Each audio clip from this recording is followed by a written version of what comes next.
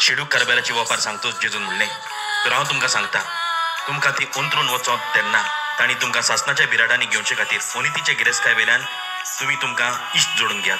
जो सुपुल्ल्या वस्तूंनी खात्रेचो तो व्हडल्याय वस्तूंनी खात्रेचो आनी जो सुपुल्ल्या वस्तूंनी खोटो तो व्हडल्या वस्तूंनी खोटो. म्हणटच जर अनितीचे गिरेस्कायन तुमच्यान खात्रेचें जावंक जालें ना तर असोल खरी गिरेस्काय तुमकां कोण पात येतलो आनी जें तुमचें न्हय तातूंत जर तुमकां पात येवंक नजो जालें तर तुमची खाशाचें तें तुमकां कोण दितलो.